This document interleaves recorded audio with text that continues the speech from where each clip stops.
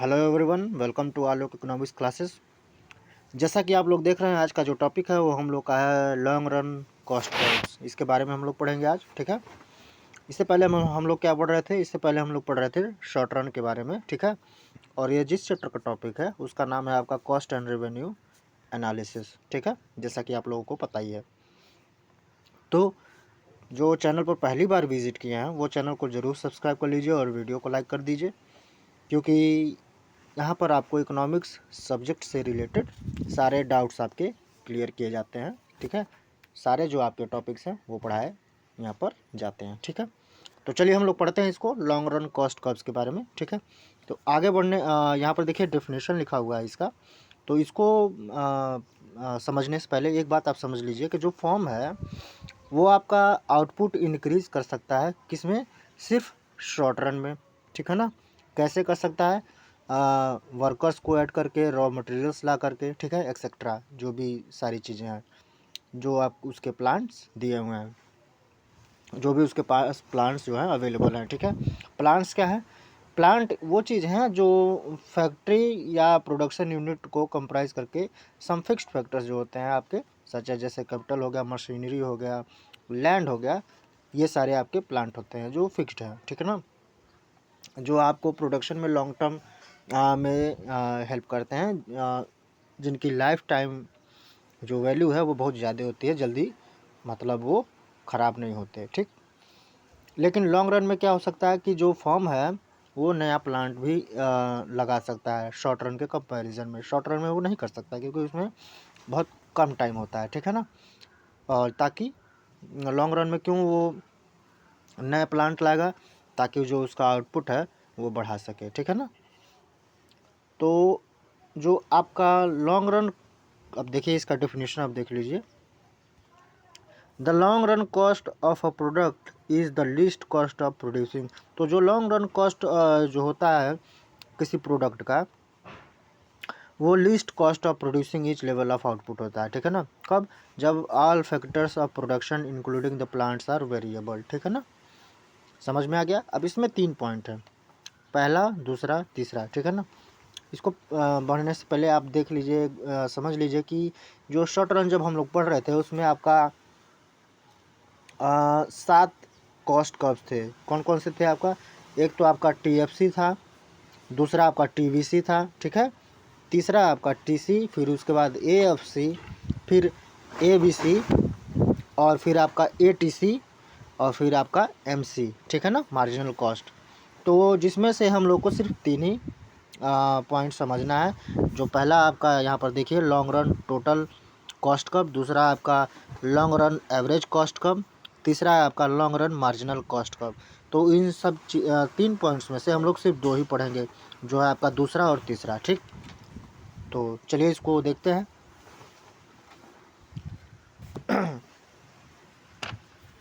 Long run average cost curve होता क्या है? Long run average cost curve जो है आपका पर यूनिट कॉस्ट होता है फैक्टर्स ऑफ प्रोडक्शन का इन द लॉन्ग रन, ठीक है ना। अब मान लीजिए यहाँ पर देखिए एग्जांपल दिया हुआ है। हाँ, एक बात और, जो आपका एलएसी है वो कैसे ऑब्टेन किया जाता है? ये ऑब्टेन किया जाता है डिवाइड करके लॉन्ग रन जो टोटल कॉस्ट होता है जो, और उसके बाद जो लेवल ऑफ आउटपुट होता है उसको डिवाइड करके ये रिजल्ट निकला जाता है, ठीक है ना। तो ये क्या दिखाता है?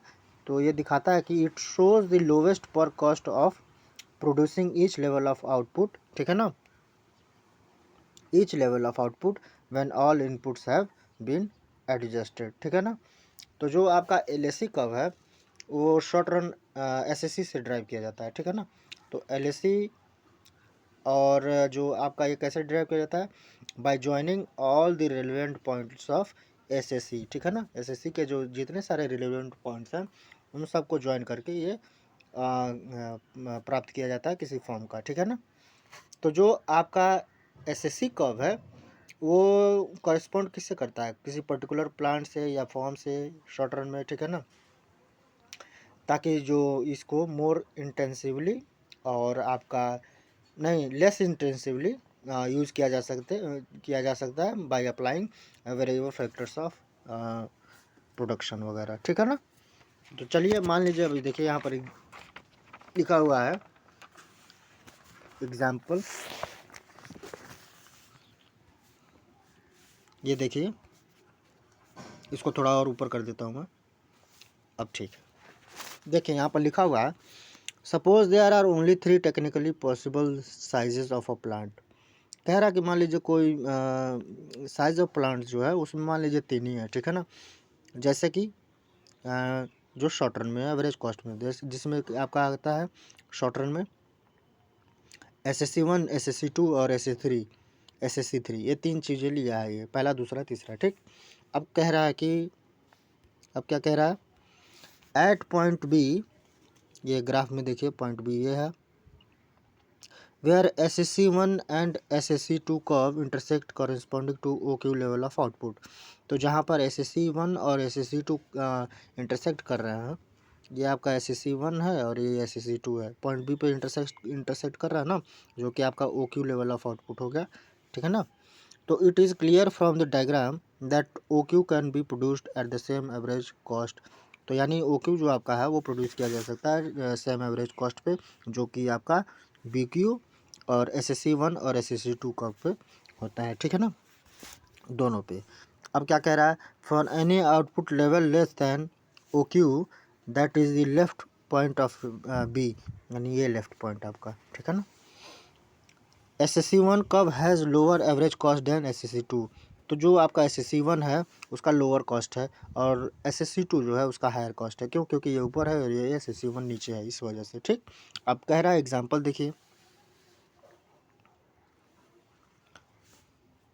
अब एग्जांपल हम लोग देख लेते हैं। ये जो ग्राफ है आपको, ये ग्राफ आपको बनाना पड़ेगा, ये देखिए ये जो ग्राफ है ना, ये आपको बनाना पड़ेगा, बढ़िया से इसको बना लीजिएगा। और अगर आप नहीं बनाना चाहते हैं तो आपको टेलीग्राम ग्रुप पर इसका PDF मिल जाएगा, वहाँ से आप डाउनलोड करके इसको देख सकते हैं, जिसका लिंक आपको डिस्क्रिप्शन में मिल जाएगा, ठीक है ना।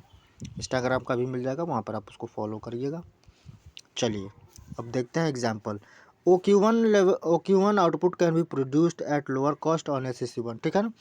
OQ1 यानी प्रोड्यूस किया जा सकता है SSC1 पे, जो कि आपका SSC2 के कंपैरिजन में, जो कि आपका M1Q1 था, ठीक है ना। इसको आप ऐसे लिखिएगा M1Q1, इस तरह से आप लिखिएगा। और SSC1 कैसे लिखेंगे, SAC1 और 2 ऐसे लिखेंगे, ठीक।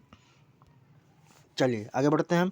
So the producer will produce OQ1 output on SSC1, ठीक है ना, कब इन द लॉन्ग रन, ठीक। Similarly any other level of output below OQ will be produced on SSC1, ये DSC1 लिखा है, इसको आप SSC1 कर लीजिएगा, ठीक है ना, कब, एज़ कम्पेयर टू SSC2, ठीक है, ठीक बात है, क्योंकि इस पे यहाँ उसका जो कॉस्ट है वो कम है, प्रोडक्शन ज़्यादा हो रहा है, ठीक। ये देखिए यहाँ पर बात हो रहा है, आ गया। 10 for any product level for any output level to the left of B that is lower than OQ the producer will like to produce and operate on SSC1 curve in the long run. तो producer क्या करना चाहेगा, जो left side में, B के left side में है, जो ये आपका पोर्शन है, इसी पे प्रोड्यूसर क्या है, प्रोड्यूस करना चाहेगा, क्यों, क्योंकि वहाँ पर इसका कॉस्ट जो है प्रोडक्शन का वो बहुत कम है, लोअर है, ठीक। इस वजह से वो SSC पर ही प्रोड्यूस करना चाहेगा, ठीक। समझ में आ गया। चलिए आगे बढ़ते हैं। अब देखिए क्या कह रहा है, अब इसको थोड़ा यहाँ इस ग्राफ से समझते हैं क्या कह रहा था ये। हाँ, अब कह रहा है कि नाउ कंसिडर आउटपुट OQ2, अब हम बात कर रहा है OQ2 की, ठीक है ना, OQ2 this output is produced at lower cost M2Q2। तो इसमें आपका लोअर कॉस्ट जो है वो आपका क्या पड़ रहा है, M2Q2, ठीक, ऑन SSC2 पर है ये, ठीक है, कब, एज कम्पेयर टू N2Q2,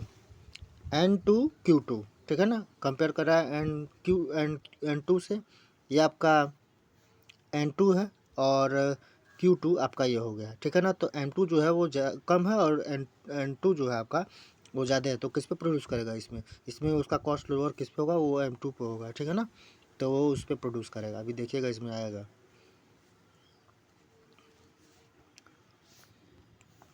चलिए, producer will therefore produce OQ2 and SSC2, ठीक है ना। तो प्रोड्यूसर किस पे करेगा, OQ2 पे, SSC2 पे, ठीक है ना।